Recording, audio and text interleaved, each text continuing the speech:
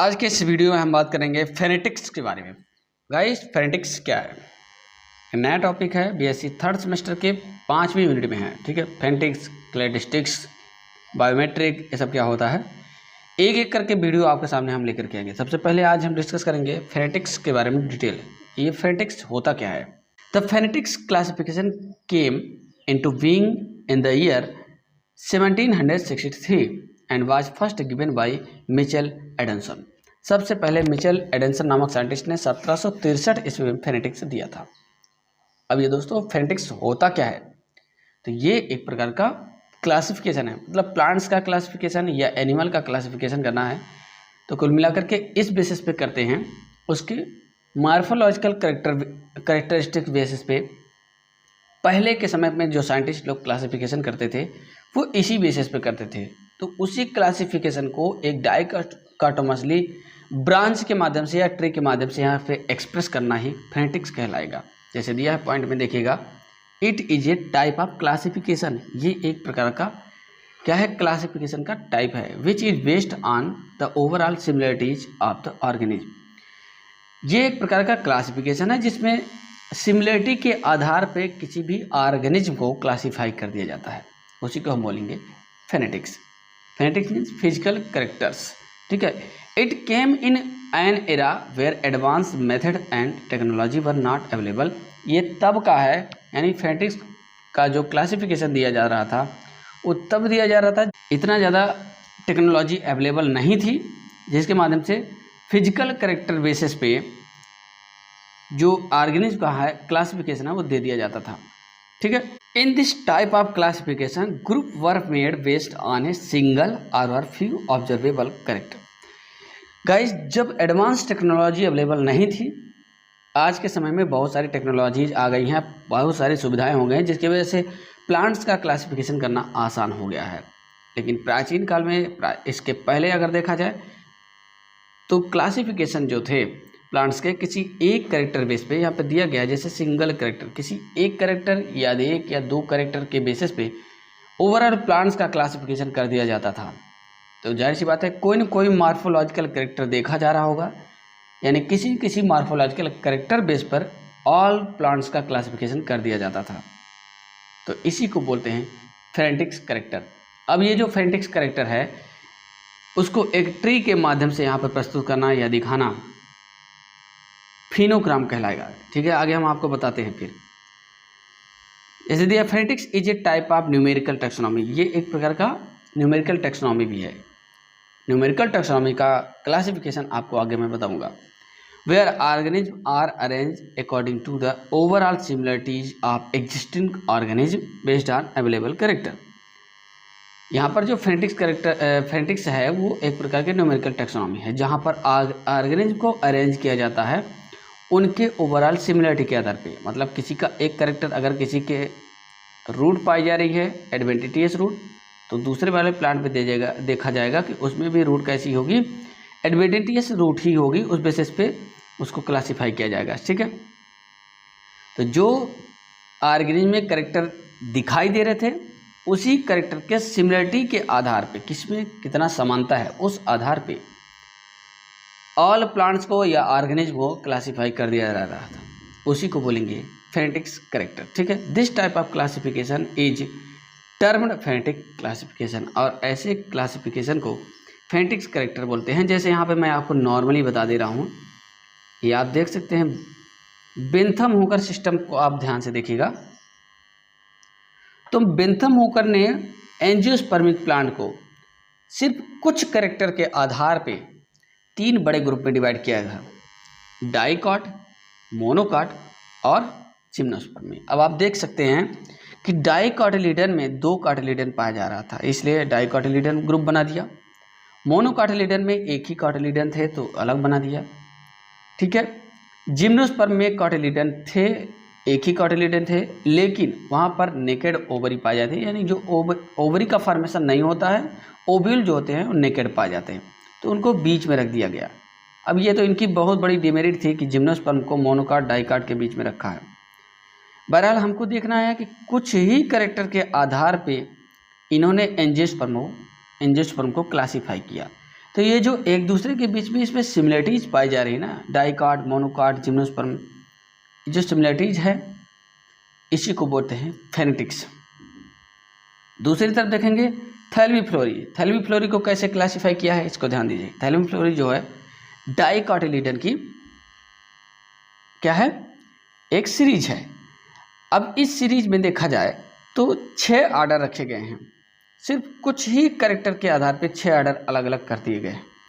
राइनेल्स है जिसमें जो कार्पेल्स हैं सब एपोकार्पस हैं, कैरियोफाइलिनी, पेराइटिल्स, गुटिफ्रेल्स, पोलिगेनिले और मालवेल्स। लास्ट एडवांस जो आर्डर है वो मालवेल्स है और प्रिमिटिव आर्डर है रेनेल्स।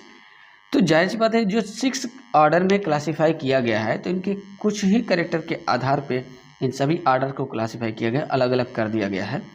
तो ये जो सिमिलरिटीज पाई जा रही है जिसके आधार पे इन सबको अलग अलग कर दिया जा रहा है, इसको हम बोलेंगे फेनेटिक्स कैरेक्टर्स या फेनेटिक्स क्लासिफिकेशन। ठीक है, फॉर एग्जाम्पल के तौर पे देखते हैं convergent evolution, 2 species expose to same selection pressure share similar features.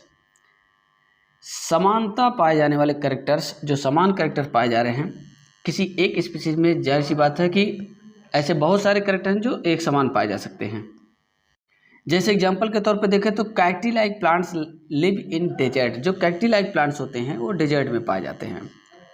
These cacti belong to various families including Asclepiadaceae, Euphorbiaceae, Asteraceae and Cactaceae। इन सभी फैमिली में जो कैक्टी लाइक प्लांट होते हैं, कैक्टी लाइक प्लांट्स मीन्स कांटे नुमा, जिसमें कांटे पाए जाते हैं, वो सभी प्लांट्स लगभग इन्हीं फैमिली से बिलोंग करते हैं। ठीक है, जैसे मोस्टली कैक्टी लाइक जो प्लांट हैं वो कैक्टेसी फैमिली से बिलोंग करते हैं, लेकिन कुछ ऐसे प्लांट्स हैं जिसमें थोड़ा बहुत कैरेक्टर्स कैक्टेसी फैमिली से मिलता जुलता है, इसलिए इन सबको अलग अलग फैमिलीज में डिवाइड कर दिया गया है। ठीक है, in other word not all species that look alike are necessarily members of the same group. एक समान दिखने वाले जितने भी प्लांट्स हैं जरूरी नहीं कि एक ही ग्रुप से बिलोंग करें। ठीक है, अलग अलग ग्रुप से बिलोंग कर सकते हैं। अब इसका मेथड क्या है, it is a primitive way of classifying organism. ये क्लासिफिकेशन करने का पुराना तरीका है। However phenetics includes the usages of various techniques in order to build relationship among organism. हर एक ऑर्गेनिज्म के बीच में क्या रिलेशनशिप है उसी आधार पर क्लासिफिकेशन किया जाता है। ड्यूरिंग फेनेटिक्स क्लासिफिकेशन क्लस्टरिंग और ordination of organism takes place based on phenotype, यानी कि फेनेटिक्स कैरेक्टरिस्टिक फीचर्स के अंतर्गत या फेनेटिक्स क्लासिफिकेशन के अंतर्गत प्लांट्स का जो क्लासिफिकेशन है वो फिनोटाइप बेस पर किया जाएगा, यानी जो फिजिकल कैरेक्टर, मॉर्फोलॉजिकल कैरेक्टर दिखाई देगा उसी आधार पर क्लासिफाई किया जाएगा, जिसके बारे में साइंटिस्ट ने ऑलरेडी क्लासिफिकेशन कर दिया है। अब इसको दिखाना, जो भी कैरेक्टर के आधार पे प्लांट्स का क्लासिफिकेशन आप करेंगे उसे एक ट्री के माध्यम से आप दर्शाएंगे, डाइकोटोमॉर्फिकली ब्रांच के माध्यम से आप दर्शाएंगे, उसी को बोलेंगे phenogram. A dendrogram is a diagram representing a tree. Dendrogram क्या है, जो डायग्रामेटिक रिप्रेजेंटेशन आप देंगे उसी को डेंड्रोग्राम बोलेंगे। Phenogram is a type of dendrogram, इसी डेंड्रोग्राम का फिनोग्राम और क्लेडोग्राम टाइप है, which is based on phonetic data. अब ये जो फिनोग्राम है फेनेटिक डाटा के आधार पर होगा, use in analysis to show similarities और डिसिमिलरिटीज अमंग स्पेसिमेंस और अ ग्रुप ऑफ स्पेसिमेन। किसी एक प्लांट के बीच में जो कैरेक्टर आपस में मिल रहे हैं उसके वजह से, या फिर उसके बीच में जो डिसिमिलरिटीज हैं उसी आधार पे ऑल ग्रुप्स को क्लासिफाई कर दिया जाएगा। लाइन कॉल्ड्स फिनोलाइन। अब इसमें जो लाइन का फॉर्मेशन होगा उसे फिनोलाइन बोलेंगे। Draw at right angles to the dichotomorphically branching dendrogram represents lines of percentage similarities of phenetics feature between organism. ठीक है, अब इस आधार पे इस डायग्राम को ज़रा सा ध्यान से देखिएगा। ये जो डायग्राम आपको रिप्रेजेंटेशन किया जा रहा है, मान लीजिए यहाँ से प्लांट्स, एक प्लांट्स स्टार्टिंग में हम रख लेते हैं, उसी प्लांट से 2 प्लांट्स का ओरिजिन हो जाएगा इस तरीके से, ठीक है। जिसकी जो चौथा वाला प्लांट यहाँ पर रखा गया उसकी सिमिलरिटी ज़्यादा है इस प्लांट से, पेरेंट से, ठीक है। उसके बाद यहाँ से 2 ब्रांच और निकल जा रही हैं जो कि अलग अलग कैरेक्टर हो जा रहे हैं, इस वजह से यहाँ पे 2 ब्रांच निकाल दी जा रही हैं। फिर इसके बाद यहाँ का जो प्लांट्स होगा उसकी सिमिलरिटी इस वाले प्लांट से ज़्यादा होगी, यानी कि इस प्लांट की जो सिमिलरिटी होगी इससे ज़्यादा होगी, ठीक है। उसके बाद यहाँ वाला जो प्लांट्स होगा उसमें और भी कई ऐसे कैरेक्टर हैं जो अलग अलग हैं, जिसकी वजह से 2 ब्रांच और बना दी गई है।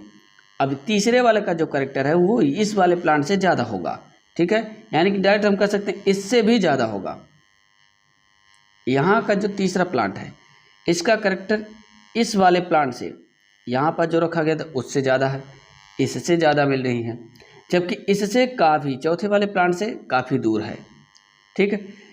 अब जो ये पहला दूसरा प्लांट्स है इसका फीचर्स तीसरे वाले से कम मिलता जुलता है, जबकि यहाँ से ज़्यादा मिलता जुलता है, ठीक है। इसी तरीके से क्लासीफाई किया गया है। अब उसके बाद ये 5वां 6वां जो प्लांट्स हैं इसका फीचर्स इस वाले प्लांट से जिससे इसका ओरिजिन हुआ है उससे ज़्यादा मिलता जुलता है, ठीक है, इससे मिल रहा है, इससे चौथे वाले प्लांट से कम मिल रहा है।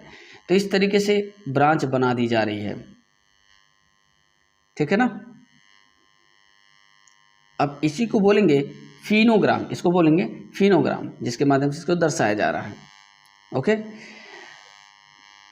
सो गाइज इस तरीके से फिनोग्राम और मेथड क्या है इसका, फेनेटिक्स का मेथड क्या है, और यहाँ पर दे सकते हैं पूरा का पूरा क्लासिफिकेशन ने फेनेटिक्स का अच्छे तरीके से कैसे किया जाता है और क्या होता है फेनेटिक्स हमने आपको बता दिया है। आई होप कि आप सभी अच्छे से समझ गए होंगे। अगर उसके बाद भी नहीं समझ में आया है तो आप कमेंट कर सकते हैं, हमें बता सकते हैं कि कहाँ पे प्रॉब्लम हो रही है। अगला जो वीडियो होगा क्लेडिस्टिक्स पर आ जाएगा आपके सामने जल्द ही, ठीक है। तब तक के लिए बहुत बहुत धन्यवाद।